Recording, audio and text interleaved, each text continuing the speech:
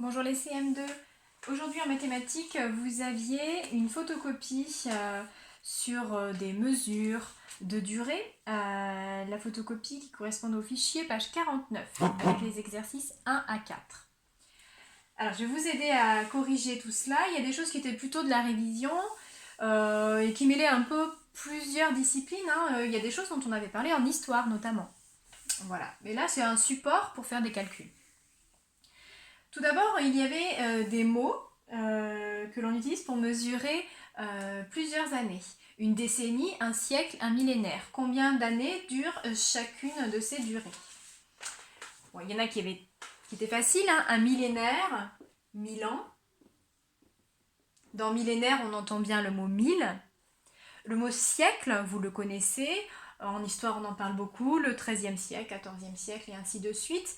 Et puis, au niveau du son, on entend un petit peu que ça sonne comme 100.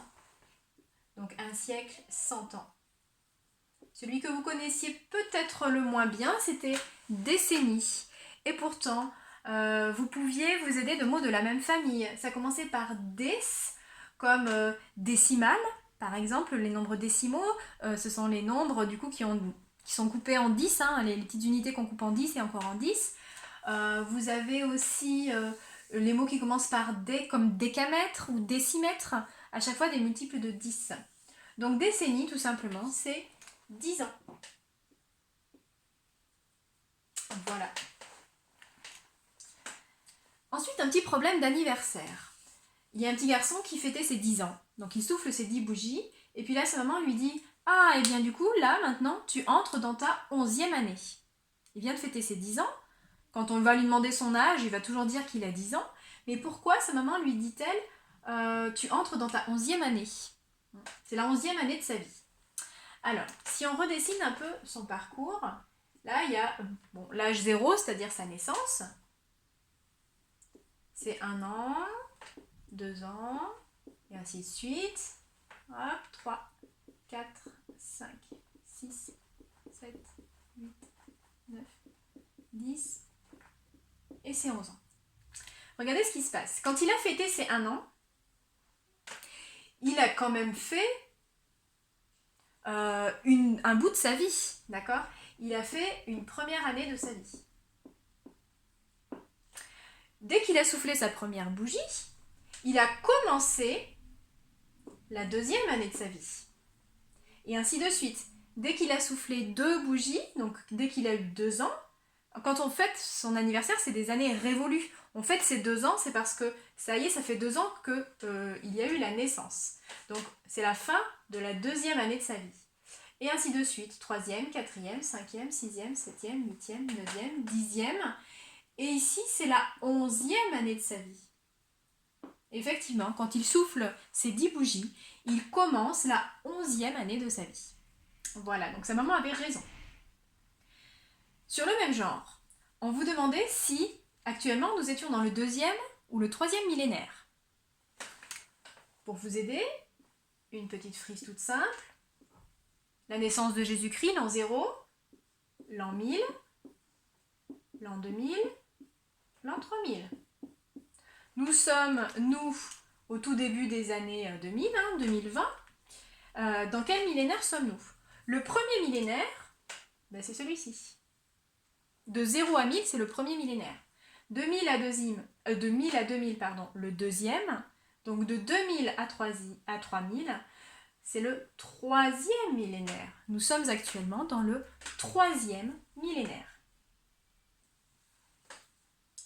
Exercice 4. Toujours un peu le même principe, mais cette fois-ci avec des siècles. On vous demandait de préciser si nous étions bien aujourd'hui ou pourquoi étions-nous bien dans le 21e siècle. Les siècles, c'est des paquets de 100 ans. 2001, il y a combien de 100 ans? Il y a combien de paquets de 100 à l'intérieur? Combien de centaines? 20. Jusqu'à 2100, là on arrivera à 21.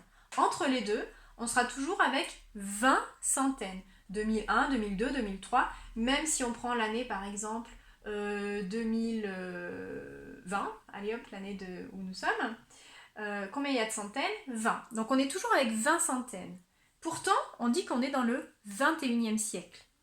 pour la même raison que précédemment. Si je trace une frise, alors bon, je vous la fais courte, peut-être pas dessiner jusqu'à 21, mais vous allez comprendre l'idée. Ça c'est l'an 0, ça c'est l'an 1, l'an 2, l'an 3, l'an 4, mince pardon, on est avec des siècles. Hop. De 0 à l'an 100, ici c'est ce qu'on appelle le premier siècle. De 100 à 200, c'est le deuxième siècle. De 200 à 300, le troisième. De 300 à 400, le quatrième, et ainsi de suite. Donc vous remarquez, je vais le faire sur celui-ci, j'ai dit de 300 à 400, on en est au 4e siècle. En fait, quand on compte les siècles, on a toujours un d'avance par rapport au nombre de centaines contenues dans la date. Dans les années 300, que ce soit les années 301, 302, 303 et ainsi de suite, on a 3 centaines, mais on est bien au 4e siècle.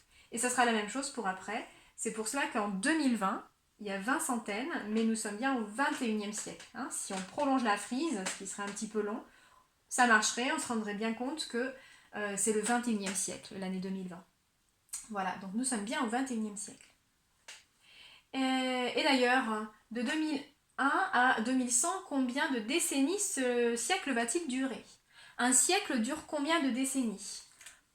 Un siècle, on sait que c'est, on l'a dit tout à l'heure, 100 ans. Et une décennie, ça dure 10 ans. Donc combien il y a de décennies dans 100 ans?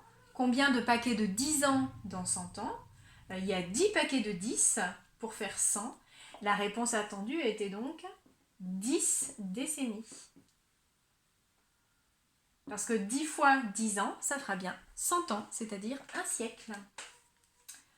Voilà pour la première partie de cette fiche, page 49.